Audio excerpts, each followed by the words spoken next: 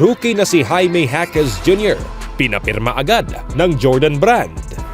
Darvin Ham nagbabala sa Bucks duo, pinataob sa score na 108-97. No Chris Paul at Stephen Curry, Warriors panalo pa rin. At nag-showtime itong si Gary Payton II. Ngunit bago ang lahat, kung gusto nyo ng matibay na basketball shoes, Curry 10, mabibili lamang sa halagang 2,100 pesos. I-click ang link sa comment section or bisitahin lamang ang tfen.com for more quality shoes. Si Jaime Jaquez Jr. ng Miami Heat, isa sa 4 na rookie ng NBA na pumirma ng kontrata sa Jordan Brand. Sa pamamagitan ng Summer League at kanyang magandang unang laro sa preseason, masasabi natin na maganda ang simula ng NBA career ni Jaime Jaquez Jr. At ngayon, patuloy siyang nagpapakita ng galing pati na rin sa labas ng basketball court. Dahil isa na siya sa 4 na rookie mula sa draft class ng taong ito na pumirma ng kontrata sa Jordan Brand. Kasama niya dito sina Jet Howard ng Orlando, Marcus Sasser ng Detroit, at Cam Whitmore ng Houston. Hindi maipaliwanag ang kasiyahan ni Jaquez sa pagiging bahagi ng Jumpman. Sabi ni Jaquez sa boardroom, ang emosyon na nararamdaman ko nang malaman kong magiging Jordan Brand athlete ako ay kasiyahan na walang katulad. Ito ay isang pangarap na natupad. Buong buhay ko nang ginagamit ang Jordan Brand shoes, pero ang maging opisyal na pumirma ay ibang level na ang eksklusibidad. Kilalang kilala si Jaquez sa UCLA sa mga nakaraang taon at hindi bago sa kanya ang Jordan Brand dahil suot niya ito sa kanyang dibdib sa kanyang huling 2 collegiate seasons. Noong kanyang huling taon sa UCLA, naging second team All-American siya at PAC 12 Player of the Year. Hindi siya ang tanging kilalang miyembro ng Heat culture na pumirma sa Jordan dahil noong 2021, pumirma na rin ng All-Star Center at kilalang depensibong player na si Bam Adebayo. Ngayon umaasa ang Miami na si Jaquez na kinuha nila bilang number 18 na overall sa draft ng taong ito ay magagampanan ang kontrata sa basketball court sa kanilang patuloy na tagumpay na nararanasan nila sa mga nakaraang panahon. Sa kabilang banda naman mga kaibigan, matapang nababala ni Darvin Ham ukol sa magkasunod na laro ni Giannis Antetokounmpo at Damian Lillard mula sa Milwaukee Bucks. Sinabi niya, magandang kapalaran sa lahat sapagkat sa darating na linggo, magkakaroon ng laro ang Los Angeles Lakers laban sa bagong anyo ng Milwaukee Bucks bilang bahagi ng preseason ng NBA. Bagamat wala ang ilang starters ng Lakers, kabilang na sina LeBron James, ito ay magiging unang pagkakataon para makita ang dinamikong duo na Giannis Antetokounmpo at Damian Lillard na dinala ng Bucks mula sa Portland Trail Blazers ngayong off-season.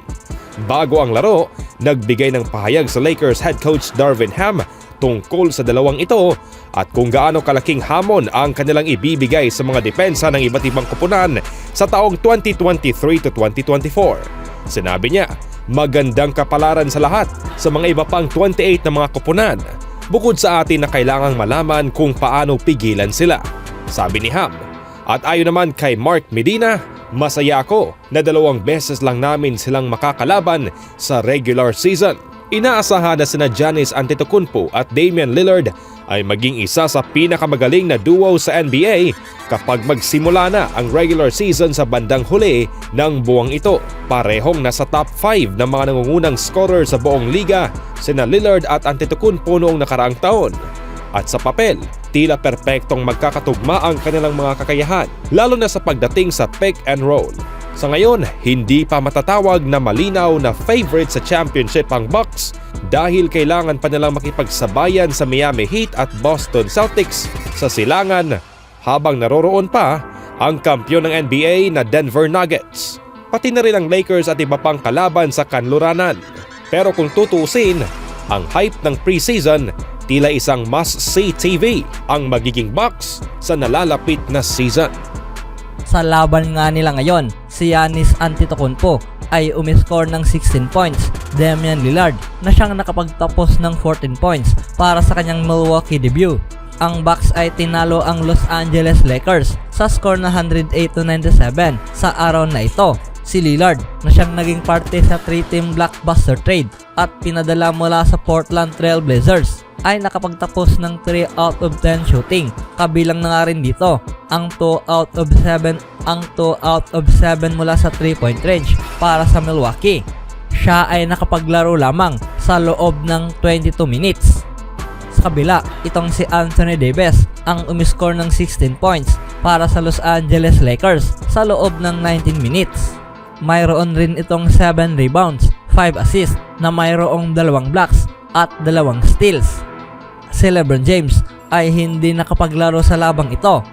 Sa kabilang banda naman mga kaibigan, si Stephen Curry at si Chris Paul ay hindi maglalaro sa preseason game ng Warriors Kings. May iba't ibang pakiramdam talaga ang mararamdaman sa bagong itsura ng Warriors kapag sila ay humarap sa Kings sa isang preseason game sa gabi ng Linggo sa Golden One Center. Ayon sa ulat ni Anthony Slater mula sa The Athletic, hindi maglalaro si Stephen Curry sa ikatlong laro ng Warriors sa preseason. Base sa mga pinagkukunan niya, bawat isa sa kanila ay naglaro ng 13 minutes sa unang laro ng preseason ng Warriors noong October 7. Pagkatapos, sa kanilang ikalawang laro sa Lakers noong Biyernes, nadagdagan ang oras ni Paul na naging 20 minutes. At si Curry naman ay naglaro ng 21 minutes. At ngayon, sa ikalawang laro ng Warriors sa loob ng 3 gabi, magpapahinga sina Curry at Paul na nagbibigay daan sa mga role players ng Golden State na magkaroon ng mas malaking pagkakataon na magpakita ng magandang impresyon bago mag-umpisa ang 2023-2024 NBA regular season. Sa laban nila ngayon, tinalo pa rin nila ang Sacramento Kings sa score na 121-115.